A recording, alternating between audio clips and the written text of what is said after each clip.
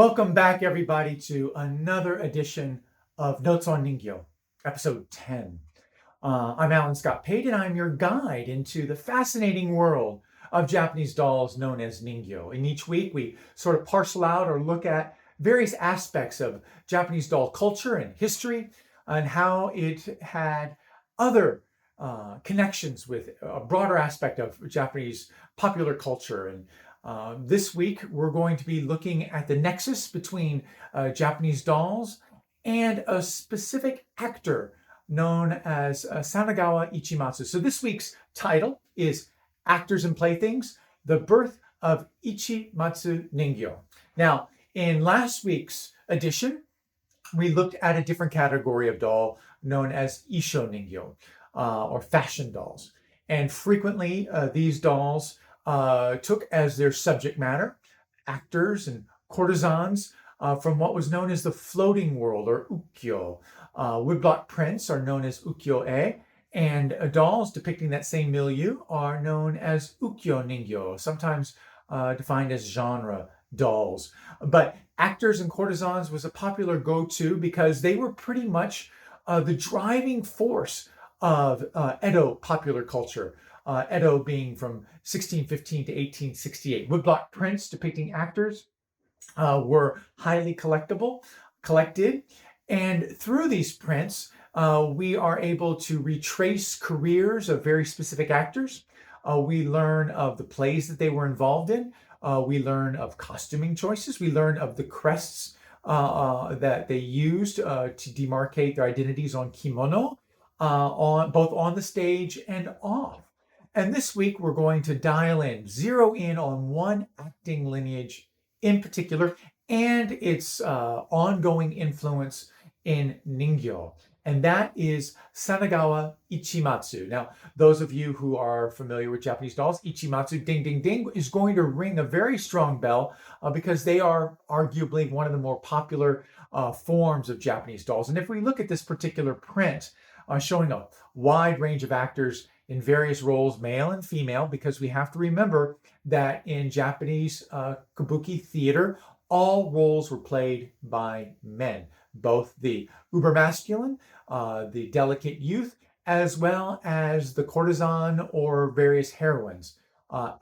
Male actors played all of those roles, and here's a sampling of actors with their crests in various roles, male and female. And I love this print. I absolutely love this print. But we're going to zero in on the central figure there. You can see the checkerboard pattern obi that figure is wearing, and that is our guy, Sanogawa Ichimatsu, who was known for not only his masculine roles. He was considered by all exceptionally good looking, attracted to both women and men alike. And in 1741, he wore on stage in one of his performances a dramatic checkerboard pattern obi. And that became somewhat of a signature element for him, the checkerboard pattern, and also a minor fashion craze. And so frequently when we're looking at woodblock prints depicting Sanogawa Ichimatsu or his successors in that lineage, we will find that checkerboard pattern. And here he is in the role of Sogonogoro, an uber masculine role. And you can see the checkerboard pattern there. He also famous for his wakashu, or gentle youth roles, where his beauty came in handy that way. And again, we see that broad checkerboard pattern there on his inner kimono, his outer sleeves thrown back, and that's his crest there on the outer sleeve. And then finally, same Sanogawa Ichimatsu in a female role. Now, female roles, males playing female roles in Kabuki, typically known as onagata or oyama. And so Sanogawa Ichimatsu was versatile in all three, the masculine, the gentle youth, as well as the feminine. So he was not only a male actor, but he also did onagata roles or oyama roles. And that was a tradition that carried down through the rest of his lineage. Both Ichimatsu 1, Ichimatsu 2, and Ichimatsu 3 would all play these roles. But when the novice or the uninitiated look at Japanese woodblock prints, and are not quite familiar with the nuances or able to read the colophons or the information that goes along with them, we would take a print such as this and think of it, even if we thought about it being in the Kabuki realm, we would see a male figure standing there, sort of bravado form, and then two young women, courtesans there with their front-tied obis and their hair, and this would be a scene taken possibly in the Yoshiwara brothel district. But again, it's important to note that because we actually know that this is Ichikawa Danzuro there on the right, playing one of his signature roles, Sukuroku, just one of his prominent roles. We know that this is a Kabuki print, and that therefore everyone in that print are men. So that poses a problem. So when we look at imagery, sometimes we have to ask ourselves, are we looking at an image of a man playing a role of a woman, or are we looking at a woman? And when we expand that out into Ningyo, it gets a little bit more complicated. So what I'd like to do, I'd like to ask for your indulgence here. I like to play a small game that I refer to as Who's Your Daddy? And this is just sort of a little, not exactly a test because you're not here, but just a little mental game for you to play here with 5 or 6 images looking at paintings and prints. And we're going to decide whether we're looking at a woman, a man, or a man playing a woman. And so, of course, I know all the answers, and I'll give you guys a little bit of a pause before I blurt it all out, but let's get right to it. So this is a beautiful painting that is in the Boston Museum of Fine Arts, and actually the next series are all coming from the MFA collection, of a courtesan dancing with a fan. Now, male or woman, man or woman. So the sharp-eyed among you might look and say, there is a checkerboard patterned obi around his or her waist. This could, in fact, be Sanogawa Ichimatsu playing a role. However, that would be wrong because, in point of fact, this is a painting from about 100 years prior to his arrival on the Kabuki stage and that 1741 moment of reveal with his checkerboard pattern obi. So remember the checkerboard pattern? Even though today it's known as an Ichimatsu moyo or Ichimatsu pattern, he didn't invent it. He just popularized the hell out of it. So this is actually from a series of paintings of dancing courtesans called maiko-zu. And this would be a painting of a maiko or a courtesan. So it's a painting of a woman. Next, man or woman, male or female. So clearly, we're looking at least a courtesan or possibly even a taiyu, a high-ranking courtesan there with her front-tied obi, the elaborate comb structure, and the tall geta. But the question becomes, is this a painting of a taiyu? Or is this a painting of an actor playing a taiyu? Well, the answer is, it's actually a painting of a taiyu or a courtesan or an oiran by a famous painting by Hoitsu. So we know from the colophon and the inscriptions that this is actually the painting of a courtesan. So this is another image of a woman. So next, a woodblock print depicting a woman in elaborate kimono holding up a helmet. Man or woman? Well, if we start to break it down a little bit, there are clues to this one. Not only are there elements in the colophon, which might be difficult for you to read, but we also have a crest on the sleeve, which indicates that possibly this is an actor. But the clincher is the fact that he is wearing a purple kerchief on his head. Now, men were playing women's roles, but they had to shave their forelocks. And I won't go into the history of Kabuki and why that was necessary, but they had to have they had to wear a man's hairstyle naturally. They couldn't let their hair grow long and their long forelocks. So they would shave it, when out in public. But on the Kabuki stage, they would delicately cover it with a kerchief, frequently purple. And it was a conceit. Everyone knew what was going on, but that would allow them to sort of further this suspension of disbelief that this man was actually. So this is actually the actor Mashimura Hyotaro playing a female role. So this is an oyama or an onagata, a male actor playing a female role. Next, male or female, man or woman. So Breaking it down again, we see no kerchief, but there is that crest on the sleeve. So in this case, we do have to rely on the colophon and the information about this woodblock print, which is so helpful. And so we know that this is actually the actor Sanjo Kintaro II playing the role of a lady.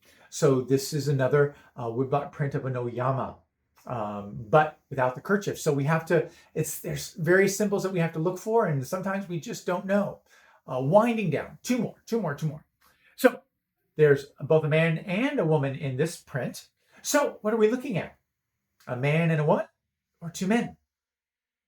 So breaking it down again, we see that that's actually the same. Oh, the man's obvious, but the woman riding, again, no purple kerchief, but we find that same encircled butterfly crest of Sanjo Kintaro II from the previous image. So this is yet another Oyama image. And then finally, this is a gimme. I'll just let you guess. Go ahead, guess. Okay, so this is Ichimatsu, Sanogawa Ichimatsu III.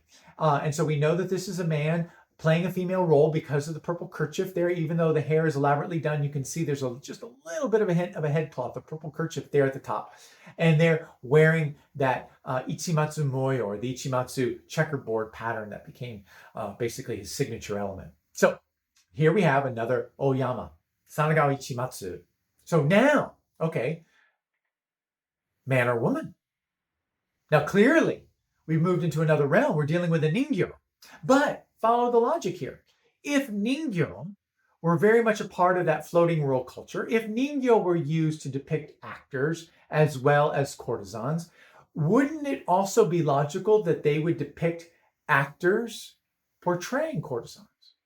So we have no box, we have no smoking gun, we don't really know the details, but if we look carefully, this is a beautiful isho-bijin, isho-ningyo, fashion doll, but the kimono is a very vibrant, the inner kimono, not the uchigake outer cloak, but the inner kimono is of the checkerboard pattern.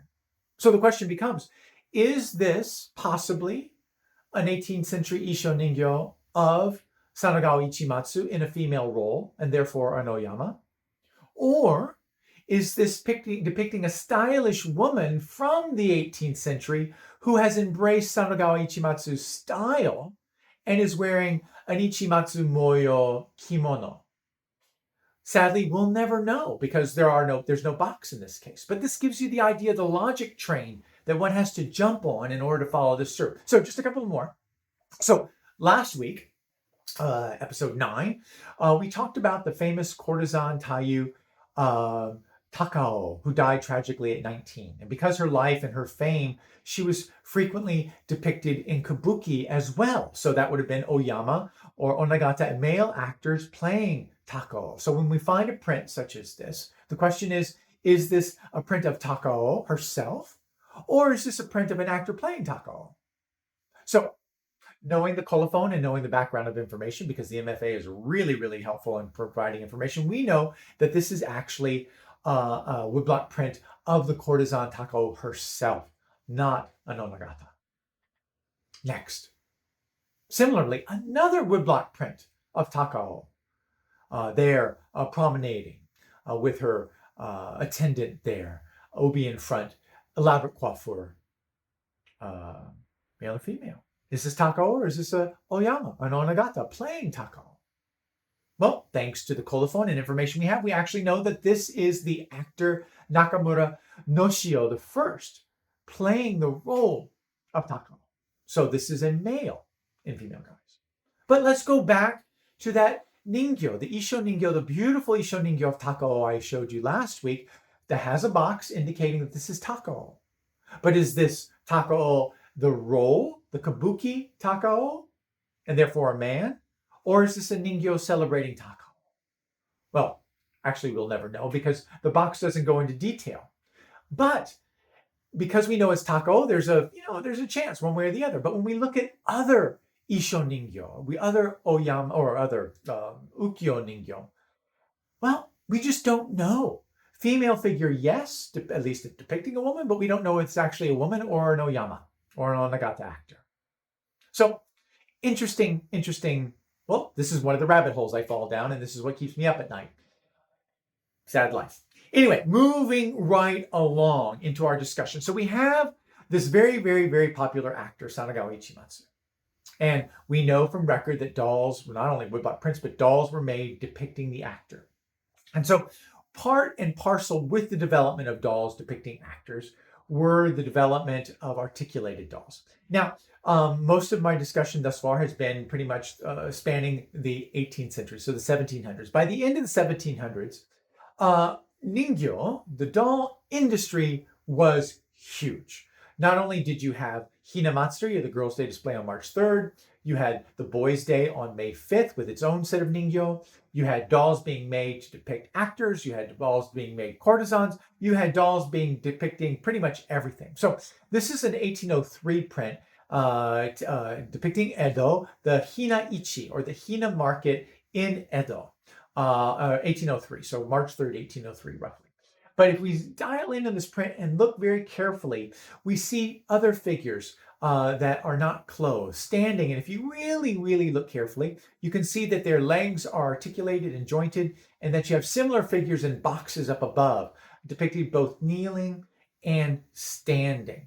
And so this is basically the introduction to mitsuore, or triple jointed dolls. So this articulated structure, which I discussed a little bit last week, would evolve and permutate. And there'd be many different iterations as they tried to figure out the best way to create a posable doll. A doll that could stand, a doll that could kneel, a doll that made easy for changing of costume, and then also positioning there. So this is a classic early 19th century, so early 1800s,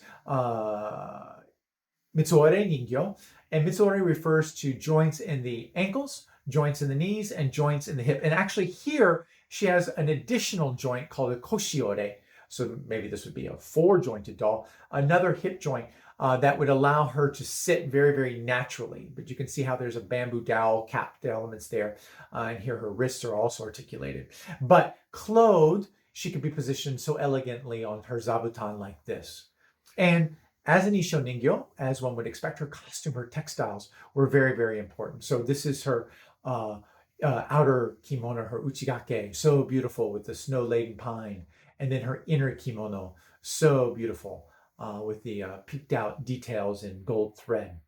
So why were these dolls done? Well, they were done so that you could change costumes and do role play for actors, changes of wigs for actors, changes of costume for actors. And so here's a male mitsuore. You can see the jointed knees, jointed ankle, jointed hip, allowing the doll to be seated and also his various changes of clothing and wig. Now, wig dolls themselves, Katsuragae Ningyo, were very popular just so that you could swap wigs out, not only change kimono, but various wig styles. So here's a 32 wig set, or 32 wig set here. So various styles depicting courtesans, depicting men, depicting matrons, young women, old women, all of this, so that mitsuore tended toward role play, or what is known as te asobi, or hand play, manipulation. So by definition, mitsuore ningyo were designed to be manipulated. They were designed to be played with, not necessarily by children, mind you, but played with nonetheless. And I spoke a few weeks about gosho-ningyo. So gosho-ningyo themselves, palace dolls, had their own mitsuore structure, very stable, solid body there, where you can see very little in terms of softness, ankle joints, knee joints, hip joints, mitsuore. But in terms of tracing our lineage of actor dolls and Ichimatsu, that name in particular, into the modern day doll, we have to there's not a direct dots that connect each one. We have to sort of like play leapfrog over certain gaps. And so the first jumping point to our first stepping stone, if you will, is this doll. Now, this doll is dated to 1836.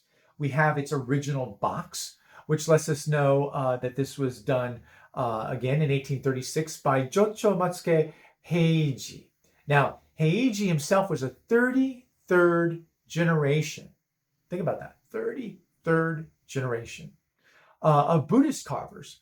And he traces his lineage back to Jotobushi. I'm sure you all know Jotobushi, but anyway, a famous Buddhist carver who actually died in 1057. So these 33 lineage, 33 generations takes us all the way back to, well, the early 11th century. So here we have Te Asobi Ningyo, that manipulated doll, beautifully done by Jocho Matsuke. Love this figure. Amazing amount of personality in the face with those deep dimples, open mouth, and Mitsuore. You can see him kneeling there. And then also child hairstyle, even though it has a little bit of an adult mien or adult demeanor, this is a child's hairstyle, shaved head, side locks, and then also a back lock. If you look at the back of his head, he has a little tuft of hair there. And that was because the back of the head was seen as a vulnerable spot where the spirit exits and enters. And so to protect children, they frequently would leave a tuft of hair covering that space at the nape of the neck. And so he's definitely, even though wearing his swords, so this is a samurai child, one would expect, a samurai boy. And we look at his structure, definitely a boy, but also we can see that he's a Mitsuore with articulated ankles, knees, and hips. Now, wasn't all boys. We have this young girl as well, Mitsuore. I love this one, a young girl, but with that painted lower green lip that I talked about in our last discussion. Again, how the green lip originally had to deal with courtesans and candlelight, but suddenly just finds itself adorning young girls, just kind of as a trope, if you will. But her structure also has that additional joint, the koshiage, that additional hip joint there. We know it's a girl because she is sexed, in addition to the female hairstyle. But I want to point out a little bit also the way the ankles are articulated there. They can only pivot back and forth, which means that the toes were quite vulnerable. When kneeling, the toes were down, which put a lot of stress on that ankle joint, also frequently damaged the toes and the feet. So there was a fix for that we'll see very, very shortly. Another figure that I absolutely adore is this Mitsuore, a young boy. Fabulous face, amazing face. Again, slightly open mouth, the teeth. No box, no date. Actually, this no date, I believe, on this one. But based on eye structure, this would have been the first half of the 19th century, getting close to about 1850, maybe a little before. Child's hairstyle. But what I want to point out too is his joinery, his structure. Again, the Mitsuore, ankle, knee, hip, koshiage also. But when he kneels, you can see that the calves would fold into the back of his upper thighs. They're allowing for a very, very tight seated position. But you'll notice here the feet are able to pivot out to the side, not only protecting the toes, but also allowing for a very nice, tight seated position. So this is a wonderful Mitsuore boy, as that's sort of continuing in the line of development from the dolls that began in the 1700s depicting actors. And we notice here already a strong tendency or a trend toward figures depicting children as opposed to depicting adults. That was a trajectory that was followed throughout the 1800s. The 19th century, we see a youthful trend in many, many doll forms. We'll get into that a little bit more later. But we're going to say goodbye for the moment to the Mitsuore. This is sort of one of our stepping stones. And in a future talk, I will go into the Eitokusai lineage. Eitokusai became the preeminent practitioner, if you will, of the Mitsuore form at the end of the Edo period, throughout the Meiji and into the Taisho and Showa eras, with that lineage of Eitokusai 1, 2, and 3. And I'll have a whole talk on Eitokusai a little bit later. But from the Mitsuore, we have a completely different structural doll that evolved in the middle of the 19th century, in the middle of the 1800s, a completely different doll called a daki-ningyo. Daki means huggable, and we'll find out why in just a minute. But like the Mitsuore isho-ningyo, frequently their clothes could be changed and swapped. The scale-wise, however, they tend to be larger, almost real child size. So almost children's kimono could be used on certain daki-ningyo. Also, there was a great deal of connectivity between the doll and the child, frequently with mamamori, charms and personal talisman type elements attached to the doll, just as you would the child. And we'll get into that a little bit more in a minute. But structurally, this is very, very important. On the right, we have the classic Mitsuore Ningyo with the pivoting ankles, the knee, and the hip joint. But On the left, we have a daki-ningyo. Now, with daki-ningyo, we have a softer construction. You can see that there is an ankle joint, but there is no real need for a knee joint because the upper legs are soft. So it's a soft joint as opposed to a hard joint. And then there is no hip joint because, again, because of that pliable upper leg, the doll could be positioned in any way you want it. Unfortunately, it just couldn't stand on its own, hence the term daki. You have also on the right, the Mitsuore has a solid torso. The daki-ningyo on the left has a soft torso. And then in addition, on daki-ningyo, frequently you'll find an articulated wrist element on daki-ningyo. So daki-ningyo literally were designed to be hugged and treated as a child. And frequently you find an album and prints of children holding daki-ningyo as a play doll. So at this point, we are really entering the realm of child's play. We've gone from actors to child's play in our little hopscotch across stepping stones. And it was also the daki-ningyo that were pretty much first introduced to the West. It was one of the early Japanese doll form introduced to the West. And you find many etchings and paintings of young Western girls playing, or in this case, being taunted by Japanese Ichimatsu-Ningyo. But back on the home front, daki-ningyo. Back on the home front, daki-ningyo also served an interesting function where it became culturally acceptable for women who were childless or who had lost their children to lavish extraordinary attention on daki-ningyo, to which they actually served as almost a substitute child. And this was a socially acceptable, within limits, thing, and it's very, very well documented. And this woodblock print shows an adult woman dressing and tenderly loving a young daki-ningyo, and the extended inscription above begins to explain a little bit about the role of daki-ningyo within society and how adult women could relate or interact with them and all be totally socially acceptable. Because of their realism, their scale, daki-ningyo also frequently used by photographers in the early days of photography. Child would not keep still, and so they would use daki-ningyo as a prop. And so here you have a woman spinning, an actual woman, not a ningyo, for a Meiji era print or photograph, and a daki-ningyo strapped to her back, much more obedient that way.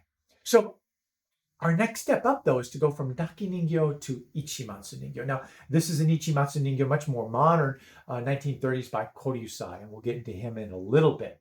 But this is our next step in our evolution. We go from daki-ningyo, and here we have our daki-ningyo on the right with the soft torso, the upper legs also soft, but the articulated ankles and wrists.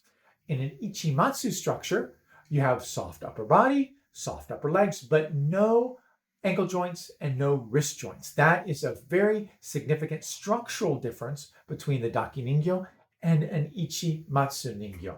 Now, Ichimatsu as a form began largely in the Meiji era, had its development through certain early practitioners such as Takuchi Masujiro. He was one of the foremost practitioners in the Meiji era, and he pretty much put his imprimatur on the physiognomy, what an actual doll would look like. If you think about the daki-ningyo, they were infants. Ichimatsu-Ningyo tend to be young boys and young girls, 5 to 7, so slightly older. Masujiro worked under the artist name of Agazuma, and Agazuma-Ningyo were very popular in the Meiji era. And also they continued to be called Te-asobi-Ningyo, Azuma-Ningyo, and then also we begin to find hints of the term Ichimatsu being used. Now, whether this was because they were seen as having some direct connectivity with Ichimatsu, so for example, here there is sort of a checkered kind of thing. This is more of a, well, not exactly checkerboard, but there's that sort of feel to it.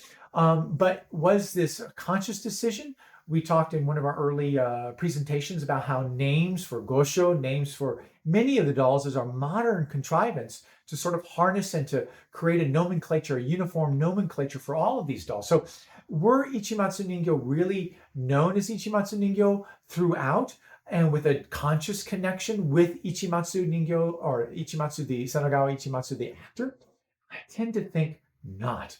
But during the Meiji era, we find them being referred to periodically as Ichima. That was a Kyoto short form, Ichima-Ningyo or Ichimatsu-Ningyo. So, but going back to the facial structure, I'm going to just do a sort of a timeline here. And this is on the left, our 1836 Mitsuore of a child, but fairly strong features. Then we have our Agazuma-Ningyo, our Ichimatsu-Ningyo in the Meiji era, with a softer, more childlike face. And then our Koryusai doll, the quintessential Ichimatsu boy that one would immediately recognize today. And you can sort of see the gradual transformation that took place over the course of the 19th century in the physiognomy of the faces of what we now know as Ichimatsu-Ningyo.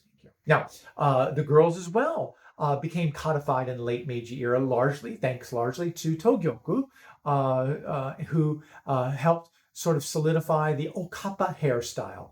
An earlier figure we saw, she had this sort of the shaved scalp, but with the long bangs, long side locks. Here we have what's called the Okappa, or banged and shoulder-length hairstyle that became sort of signature largely in the Meiji era. Right about 1900, this is pretty much the go-to hairstyle for all young girls in Ichimatsu-Ningyo form, and Togyoku was one of its foremost proponents and sort of put his imprimatur on that form.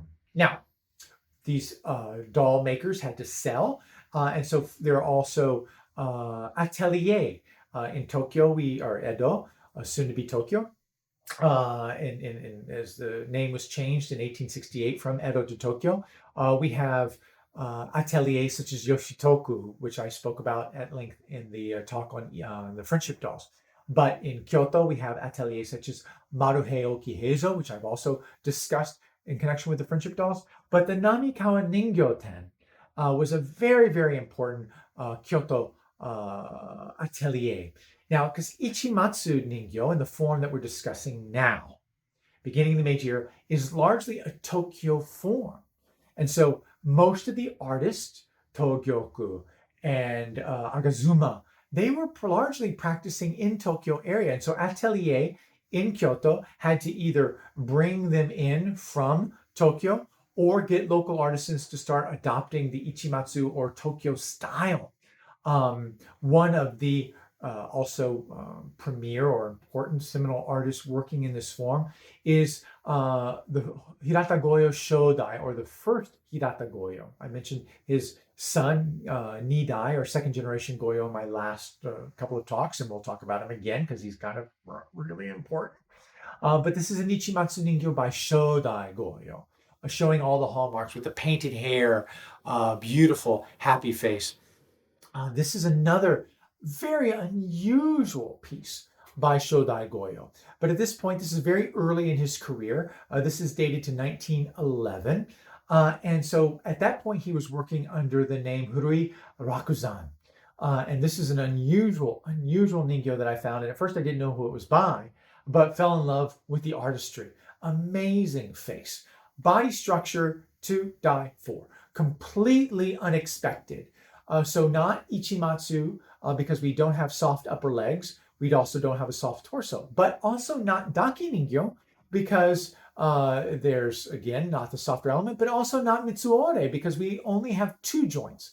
And so Goyo Shodai was coming up with alternative joinery for these dolls. And so he found a way to get a doll to stand and to sit without doing the triple jointed doll. And the only way we really know that this is by Goyo is that in the Yoshitoku collection, we found this photograph that was taken in 1911, indicating that Hurui Rakuzan, or Goyo 1, had won an award at the Darenkai Jido Hakurankai, which was a sort of a craft competition in 1911, Meiji 44. And so we know that this doll, it's the same doll pictured, was done by Goyo. And so very, very unusual, also very, very important in the development of Ichimatsu-Ningyo as a cultural phenomenon. So beginning in the early part of the 20th century, we find a plethora of Ningyo makers, largely based in Tokyo, but also coming online in Kyoto, making Ichimatsu-Ningyo. They could be purchased without clothing, so one can dress them at home, or they can be purchased fully clothed, and sometimes the clothes were sewn in place, and this not meaning that they were not designed to have their clothes changed, but were meant for display.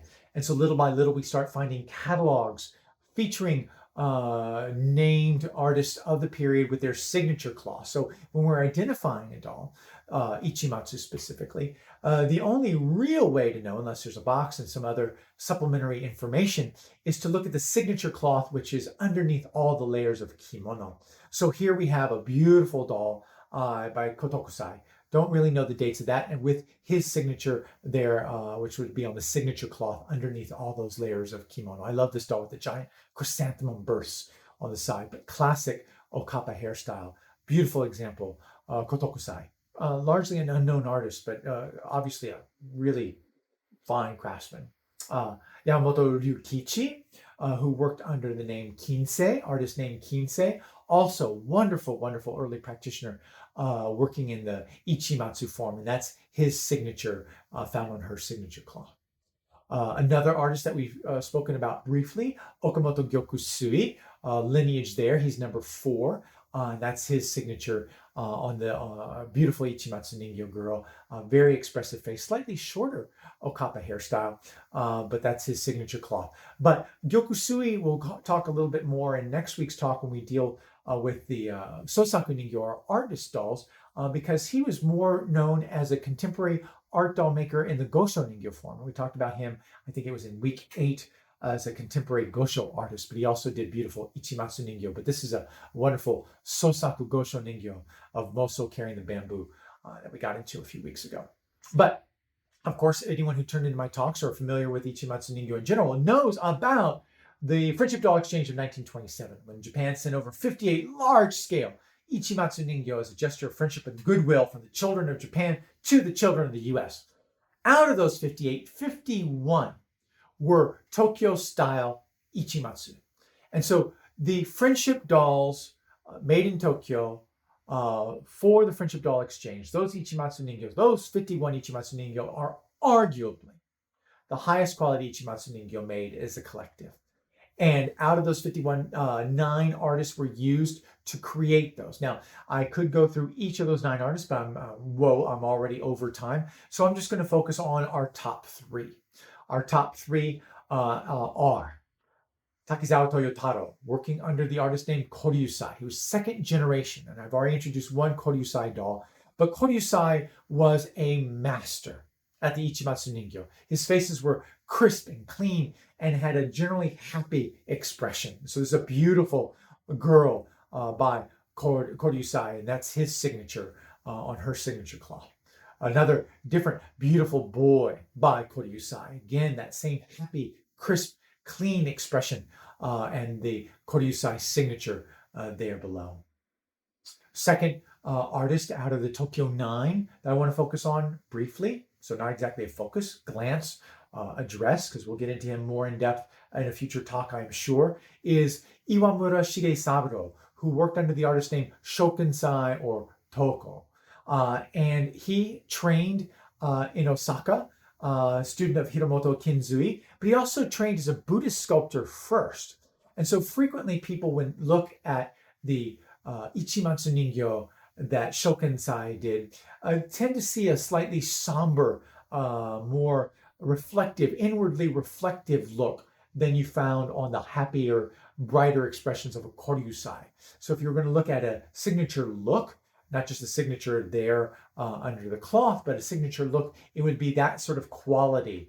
And here, a very wonderful example, maybe a little bit happier than general for Shokensai, but a beautiful Shokensai face, broad physiognomy on the face, and a slightly more inwardly reflecting look. And finally, here we go again. Everyone says, oh, he's going to do Goyo again. Well, you have to do Goyo, people, because Hirata Tsuneo, or Goyo 2, first Japanese doll maker to be designated as a living national treasure. I cannot say that often enough because there was a reason. So he participated in the Friendship Doll Exchange, as we know. He created only 5 dolls. Those 5 dolls were considered to be largely the best out of all the dolls created. And so we have all 5 now, and this is just one example of one that was recently discovered, the last of the Goyo 5 was discovered. Beautiful representation. The face, just absolutely extraordinary. Well, Goyo took his newfound fame, or the fame from the Friendship Doll exchange to do a couple of things. One, he continued to make Ichimatsu-Ningyo, but like his father, he also went on to experiment with joinery. And this is a beautiful Goyo doll, but this is actually what's known as a kyutai kansetsu, or a ball-jointed doll, an early articulated form that allowed, using a rubber component, elastic component, allowed the doll to be positioned and hold. Sometimes they're known as isho-ningyo, but in this, it's a full kyutai kansetsu, or a ball-jointed doll. And these dolls, Goya became sort of specialized in. Here's a catalog from Yoshitoku from the early 1930s. And the larger male doll on the bottom there could be the twin of the doll I just showed you. And it's listed as a kyutai kansetsu, or a isho-ningyo. And if you want to do relative price comparisons, I don't know how easily this shows up. The most expensive of the less expensive dolls shown on the left, and there's a gyokusui in there and a kenzui in there, is 16 yen, right? 16 yen. But the price of a Goyo kyutai kansetsu ningyo, or isho-ningyo at that point, is 312 yen. So that is a 16-fold, 16 times more expensive than the average doll. And so well worth it. I mean, look at the detail. His hands, extraordinary. The realism. I spoke a little bit about his background in carving Iki-ningyo, and we'll get into that a little bit more shortly as well. But the quality of the carving, but also the quality of the textiles. Goyo's wife was known to have dressed nearly all of his dolls. And so in this kimono, you can see the tiger, the eyes are picked out in gold thread, and you can see the family crest there, the Polonia crest on the kimono, super fine silk on the haori outer jacket. So another favorite of mine, Ichimatsu Boy by Goyo, is this little tiger, little tuck. Love his expression, just so full of personality. And what I also like in this is it gives us a really good side-by-side comparison. So here on the right, we have Shodai Goyo, or Goyo 1, in that piece that I showed you earlier. And then Goyo 2. Very similar in terms of overall feel, both depicting a young boy, but the painted hairstyle technique's different, more of a shading for Goyo 1, indicating that the head had been shaved, so it's shaded, whereas Goyo 2 has long streaks, painted streaks, and that was sort of the go-to style that we found in the beginning with the Aga Zuma-ningyo back in the Meiji era. That became sort of the standard.